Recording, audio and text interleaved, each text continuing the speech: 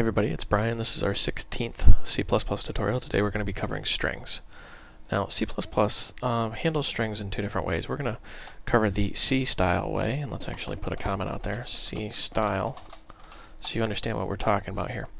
A C style string is an array of characters. We've covered arrays before, but let's just show you what we mean here. Char, and we'll say name, and we have to give it a length. We'll say 80. And let's initialize this. It's initialized the same way we initialize another array. But the trick with C-style strings is they always end in character 0, or ASCII 0. Now, why is that? That's a good question. A lot of people don't know. Basically, it ends in character 0 so that the compiler knows that's the end of the string. So, how do you work with the string? We say cout, enter your name.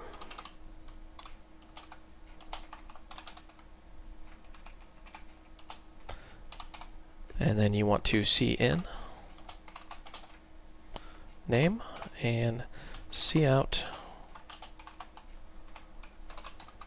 hello, and let's just print the name.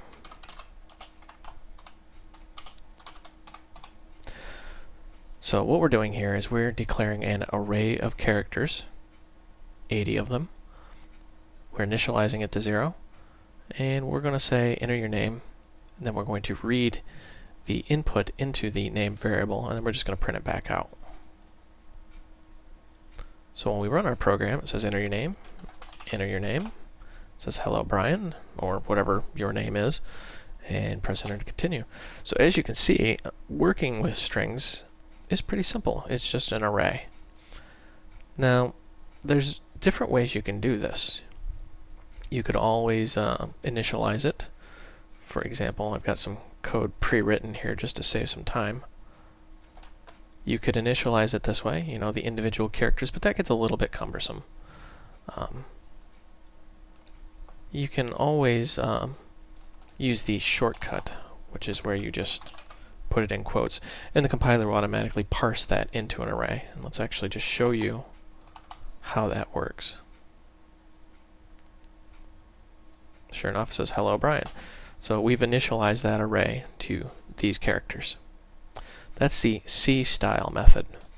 The C++ method, however, is a little different. We're going to include string. Remember, #include is a preprocessor directive, meaning we are going to include all the code that's here. Now, what is this string? This is a class. Of course, so is IOStream. We haven't covered classes yet, but what you should know about classes is they are a blueprint or an object. That's what C++ really brings to the table here. The advantage over C is that it's object-oriented. It doesn't force you into object-oriented programming, but it allows you to do it. So now that we have our string, which is part of the standard type library, we can simply do the C++ style, which is where you say string. We'll just call it my name equal. Whoops. Looks like I fat fingered that a little bit. And let's just print out my name.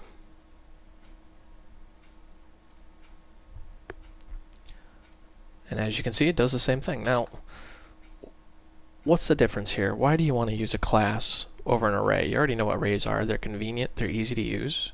Why would you want to use a class? Well, I'm going to try and explain this in the sense that you don't really know what a class is. So let's back up a second. A class is a blueprint. It defines an object. For example, an array,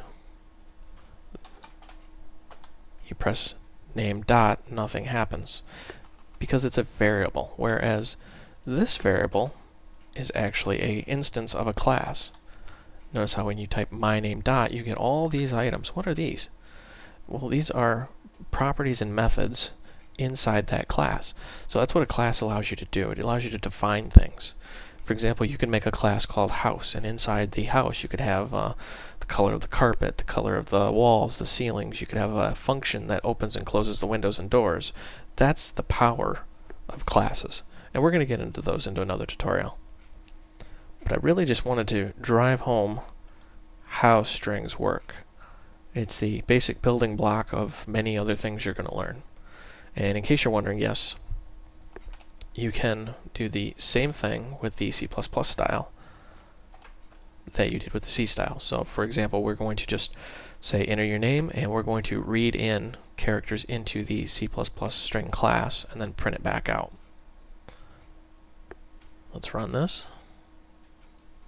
And we'll just say my daughter's name is Heather. It says hello Heather. So that's strings in a nutshell.